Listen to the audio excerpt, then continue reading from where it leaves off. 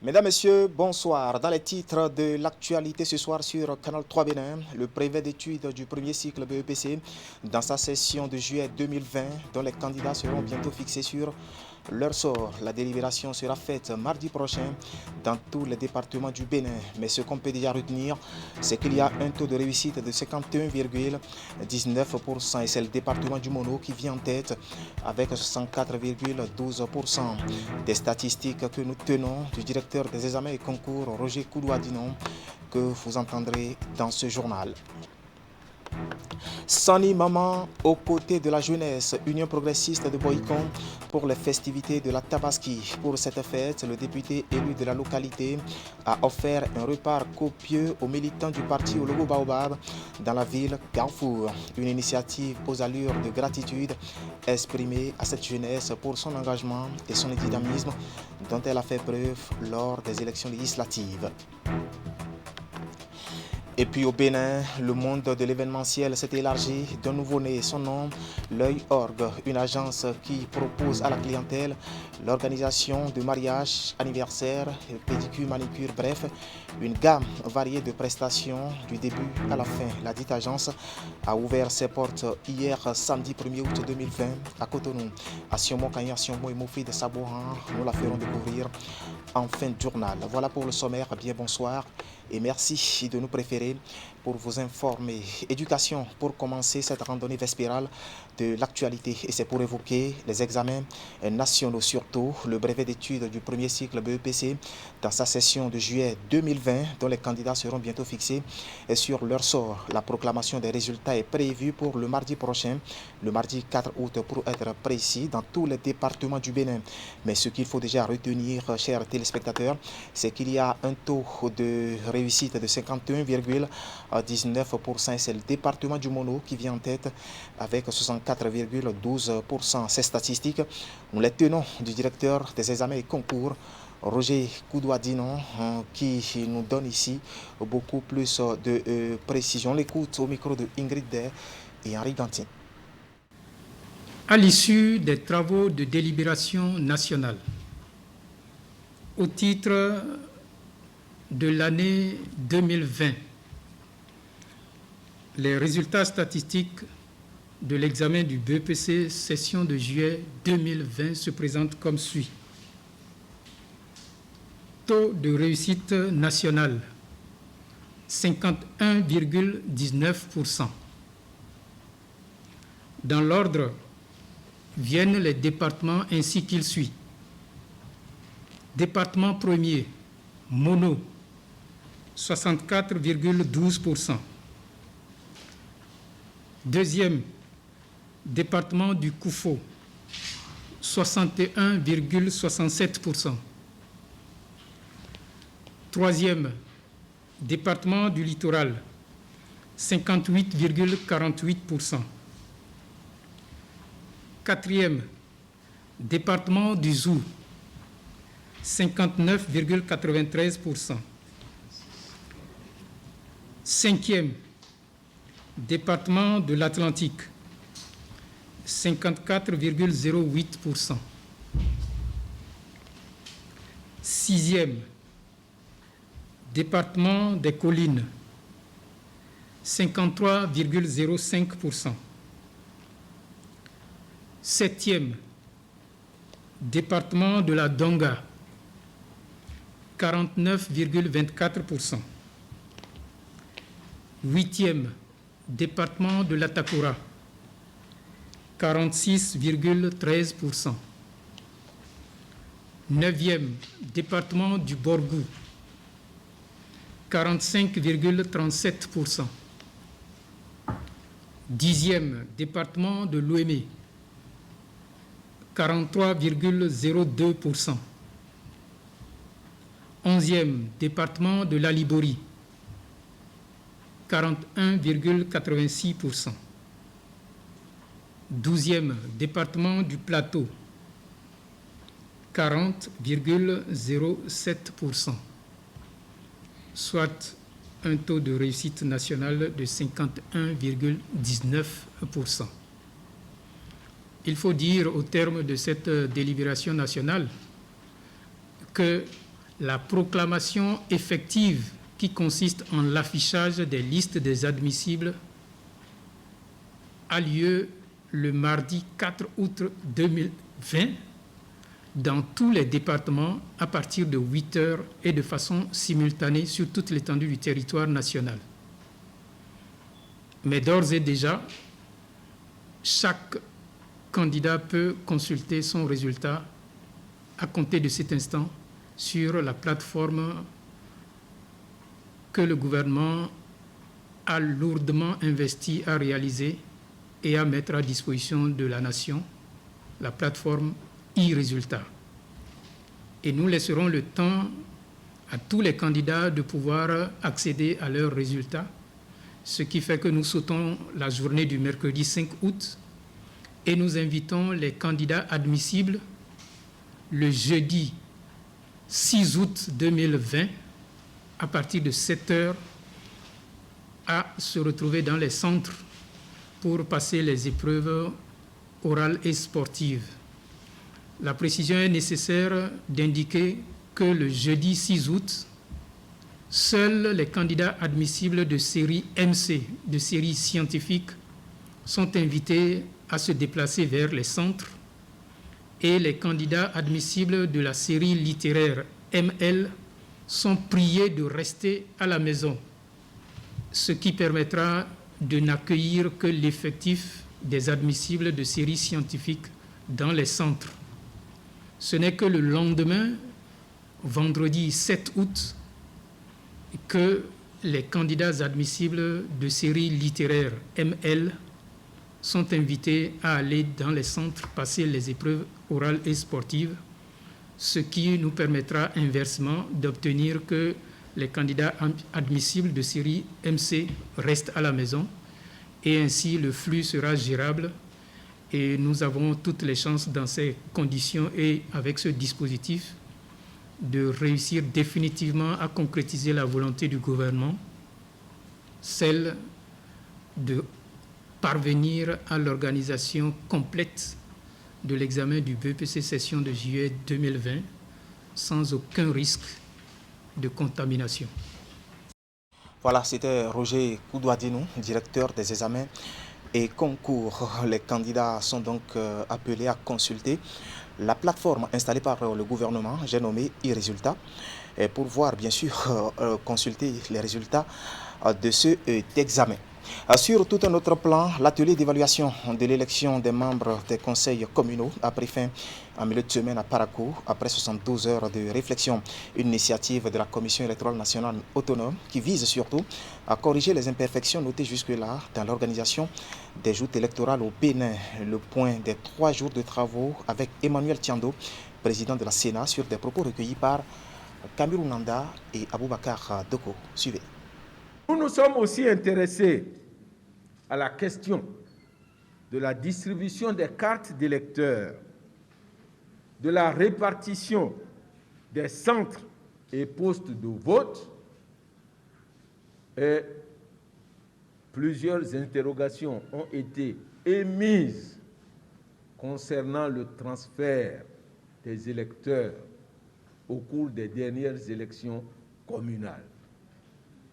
Des explications ont été données, mais la question reste toujours posée, à savoir comment organiser la transparence dans le transfert des électeurs d'un centre de vote à un autre centre de vote.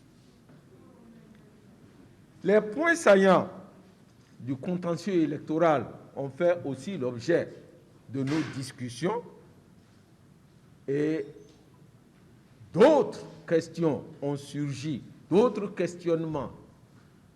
Mais voilà ce que j'ai retenu comme l'essentiel de nos débats, et le rapport qui sera produit nous permettra de voir l'ensemble des questions sur lesquelles ont porté nos débats.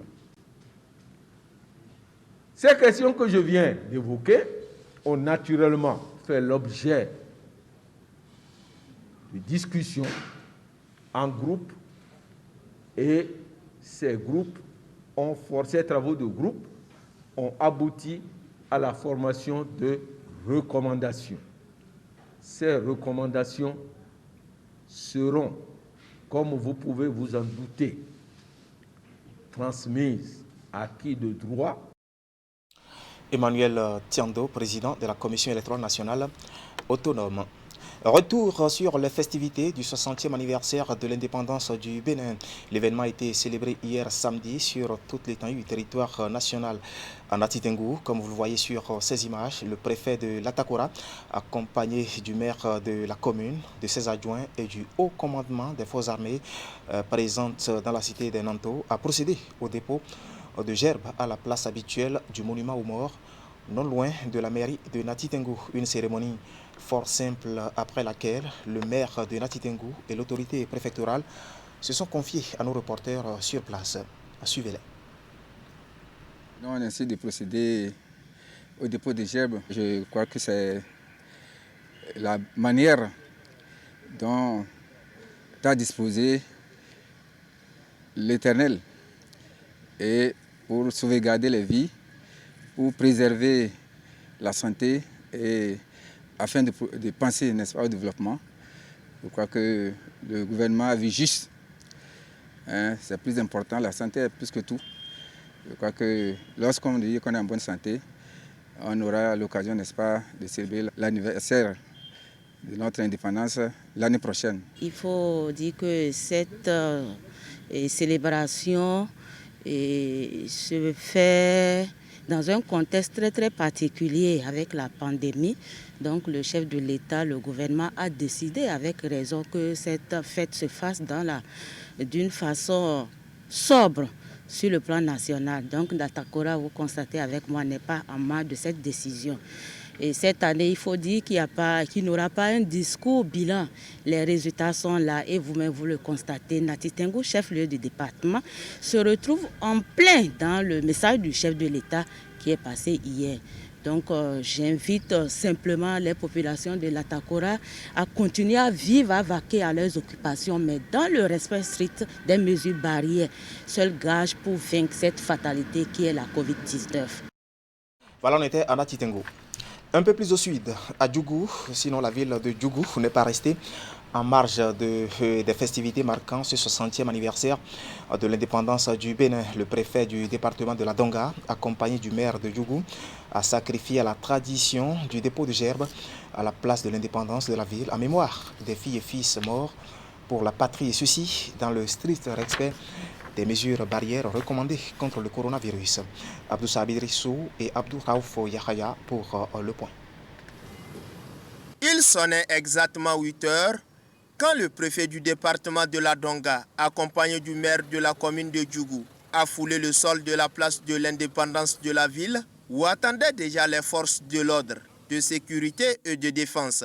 En effectuant le déplacement sur cette légendaire place, l'autorité préfectorale veut saluer la mémoire des filles et fils morts pour la patrie à travers ce dépôt de gerbes.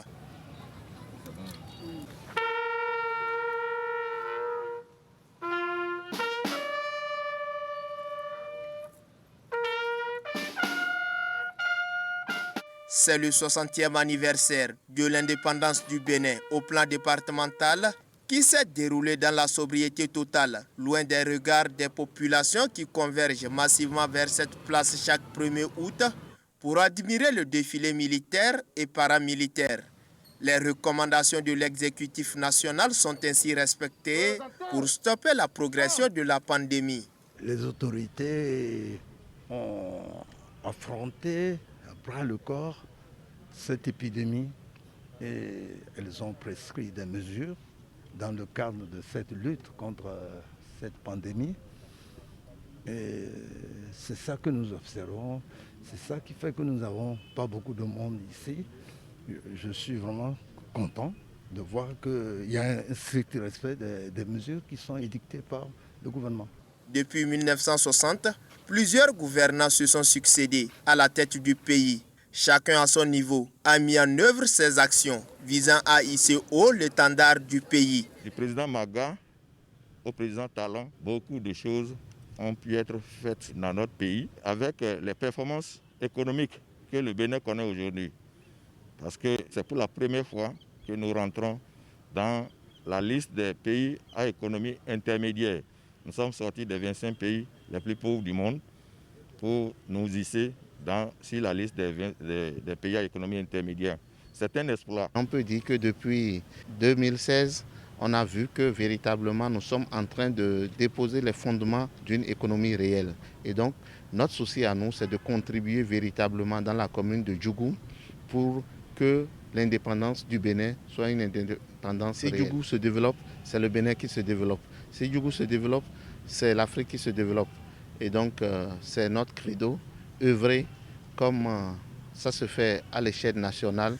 Et c'est dans cette dynamique que le conseil communal sous la présidence de Abdoul Malik Seibou Gomina consent déjà des efforts et aucun secteur d'activité ne sera du reste. Voilà la ville de Djougou qui s'est aussi parée aux couleurs nationales pour cette fête de l'indépendance. Sani Maman, aux côtés de la jeunesse Union progressiste de Boïkon pour les festivités de la Tabaski. Pour cette fête, le député élu de la localité a offert un repas copieux aux militants du parti Ologo Baobab dans la ville Carrefour. Une initiative aux allures de gratitude exprimée à cette jeunesse qui a fait montre, il faut le dire, d'un engagement et d'un dynamisme inattendu lors des dernières élections législatives. Imet Elena Moussou. Le geste vient en reconnaissance au dynamisme de la couche juvénile observée lors des différentes élections précédentes. 3 têtes de bœuf offertes aux jeunes de l'Union progressiste de Boïkon par le député Sani Mama. L'acte va aussi leur permettre de passer de bons moments de Tabaski. Il s'agit quand même de la famille UP, du parti Union progressiste de Boïkon, surtout à sa jeunesse de Boïkon, qui ne cesse jamais de ménager aucun effort pour nous accompagner quand même dans tout ce qu'il y a comme acte et œuvre sociale. C'est dans cette ligne que j'ai voulu quand même appeler tous les jeunes UP de Boïkon pour mettre à leur disposition 3 têtes de zébu pour les mettre d'aller fêter la Tabaski comme tous les musulmans. Vous savez, Dieu est unique. Donc tous les Béninois, toutes les Béninois doivent se dire qu'elles sont aussi en fête de Tabaski. Conduites aussitôt à l'abattoir, les bêtes seront nettoyées par des bouchers sollicités à cet effet. La chair sera ensuite partagée entre les ayants droit. Ces derniers y voient un geste d'humilité et de fraternité venant du donateur, toute chose qui les conforte dans le choix porté sur la formation politique. Le geste est louable parce que d'abord c'est chaque année qu'il a pu de le faire. L'UP, c'est une grande famille, et même si on n'est pas musulman, et si les musulmans pensent à leur famille qui est UP, c'est une bonne chose. Mes impressions sont très bonnes. J'ai aussi des impressions d'humilité de la part de l'honorable. Et ça montre vraiment que nous ne nous sommes pas trompés de chemin.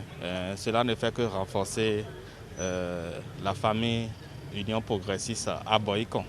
Je me sens très heureux dans cette famille. Mon message à l'endroit de la jeunesse, c'est un message d'abord d'union et surtout de suivre des modèles d'action qui unissent, des actions qui unissent davantage la famille comme celle que vient de poser l'honorable. Important pour les musulmans, la fête du mouton impose aux pratiquants de l'islam le partage et l'aumône. La Tabaski leur permet également de témoigner leur sociabilité. L'édition 2020 de cette fête, marquée par un contexte sanitaire difficile, se poursuit et va encore durer un bon moment. Voilà un exemple de gratitude. À Tabaski encore, et prenons maintenant la direction du département du Mono, où la communauté musulmane a surtout festoyé dans les ménages. Après la grande prière à la mosquée, eh bien, les fidèles se sont réjouis avec leurs proches et certains n'ont pas échappé au viseur de nos caméras. Voici la moisson à nous ramener par une équipe de notre antenne régionale, Monokoufo. Suivez. Vendredi 31 juillet 2020, jour de la Tabaski, jour solennel pour la communauté musulmane. Ici à Lokossa, dans le département du Mono, tout est parti de la mosquée où les fidèles musulmans ont jeté les premiers jalons de la fête.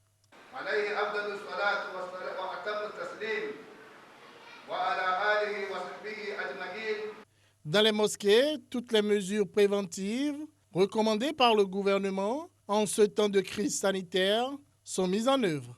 Il y a un grand changement dans la célébration. D'abord, lors de la célébration de la prière même, la prière a été toujours exécutée sur les lieux appelés Idi. Mais pour cette fois-ci, c'est strictement dans les mosquées où nous célébrons les prières de vendredi que nous avons célébrées. Aujourd'hui, c'est un grand jour pour tous les musulmans de l'humanité. Et plus précisément, les musulmans de Lokossa et ses entourages. C'est un jour exceptionnel parce que vous avez dit on est parti à la mosquée faire Idi ce matin et tout à l'heure encore à 13h, on vient de sortir encore de la mosquée pour la prière de vendredi. C'est ça l'exception. Vendredi étant déjà un jour qui regorge assez de bénédictions, la fête de Tabaski est tombée sur le même jour. Ça veut dire les prières que les musulmans ont fait aujourd'hui, c'est une prière déjà exaucée par Dieu, le miséricordieux et le tout miséricordieux. Un tour de ville et de quelques maisons, après la prière et la couleur de la fête, se remarque. Les cabris ou béliers, immolés, subissent la loi, des coupes-coupes et autres couteaux avant de passer au feu. Tout se fera ici à la maison, dans le ménage. L'année dernière, les gens venaient beaucoup, mais à cause du coronavirus, les gens ne sont pas venus beaucoup pour cette année. La fête a atteint son pic dans l'après-midi. Partout où l'on passe, on croise des mets variés garnis de viande. Dans leur réjouissance, les fidèles musulmans n'ont pas oublié les voisins, les amis et les nécessiteux. La fête autour des plats a été comme d'habitude pour tous. Pendant la Tabaski, quand il y a beaucoup de monde, quand les gens viennent chez moi, je suis contente. Comme je sais les gens dedans, pareil, je fais aussi pour ceux qui sont à côté, au voisinage, même à la boutique là où je vends. Je fais la nourriture, je les envoie ça là-bas. Quand vous fêtez, que vous voyez les gens derrière vous, vous êtes tellement content, joyeux et on n'arrive même pas à exprimer tous ces mots qu'on ressent. Dans l'ensemble, les fidèles musulmans de Lokossa ont su se réjouir en dépit des contraintes engendrées par la pandémie du coronavirus. La fête de la Tabaski a aussi été l'occasion pour quelques-uns d'entre eux de témoigner leur gratitude aux autorités. Tout le monde est en joie, c'est un jour de travail, c'est un jour de partage, c'est un jour de pardon, c'est un jour de paix. Il faut pardonner, il faut qu'on se pardonne. Et ensemble, nous allons rester pour soulever notre pays. Comme tout musulman soucieux du développement de son pays, nous avons demandé que Dieu bénisse notre cher pays que le Bénin, qu'il bénisse nos dirigeants comme l'a recommandé l'islam. La Tabaski 2020 s'est déroulée dans une ambiance de gaieté et de convivialité. Les attroupements de masse ont été évités. Toutefois, les musulmans rencontrés ont émis le souhait de fêter l'année prochaine dans un contexte sanitaire plus détendu. Oui, on le souhaite vraiment. Et vous l'avez compris, la situation sanitaire n'a pas eu raison, bien sûr, de ce geste de partage qui a souvent caractérisé cette fête de la Tabaski. Une fête qui nous rappelle le souvenir de cet acte de foi d'Abraham envers Dieu. Voilà. Un public reportage pour mettre fin à cette édition et ce sera une incursion dans le monde de l'événementiel qui s'est élargi d'un nouveau-né au Bénin. Son nom, l'Œil Orgue, une agence qui propose à la clientèle l'organisation de mariages, d'anniversaires, de funérailles, bref, une gamme variée de prestations du début à la fin. La dite agence a ouvert ses portes hier samedi 1er août 2020 à Cotonou. Un événement qui s'est produit sous les yeux de nos reporters Assiomo Kanya Sionbon et Mofi de Sabouran. Donc voici le compte rendu. Une agence désormais pour tout organiser à votre place pour vous. C'est l'Œil Organisation dont le showroom a été inauguré le samedi 1er août à Gbedjoumédé à Cotonou. C'est une agence d'événementiel qui prend en charge vos préoccupations et les organise pour vous en temps réel. L'agence propose plusieurs types de services. L'Œil Org, c'est l'organisation de tout ça d'événements, la formation et la réalisation de make-up, des jolies coiffures, des soins du visage et du corps, pédicure, manicure. C'est la vente d'accessoires de beauté. Bref, l'œil ogre, c'est se faire beau, belle, organiser de beaux événements à des prix abordables. Une telle agence au Bénin, c'est pratiquement la première qui vous supplée du début à la fin. Les initiatrices en sont conscientes et certaines de s'imposer dans le domaine. Au Bénin, nous ne remarquons pas tellement d'agences d'événementiel. C'est vrai qu'il y en a, mais qui n'englobent pas tout. Ici, c'est que nous englobons tout, nous faisons tout, c'est que c'est clé à la main. Donc déjà avec ça, je pense que nous pouvons conquérir le marché parce que personne ne veut se tracasser. Donc, allez chez toi, on te fait tout et puis tu viens juste et faire passer la bague au doigt ou bien l'anniversaire et autres. Pour les invités, c'est une idée originale développée par les promotrices de l'agence. On n'a pas d'agence qui s'occupe réellement de ce genre d'événement au Bénin. Quand vous avez un truc à faire, c'est vous-même qui vous cassez la tête, mais de savoir qu'il y a une agence qui prend tout en charge du début jusqu'à la fin. Et l'agence s'occupe du budget, de l'habillement, de la sonorisation, du service traiteur. L'agence s'occupe de tout, de A à Z.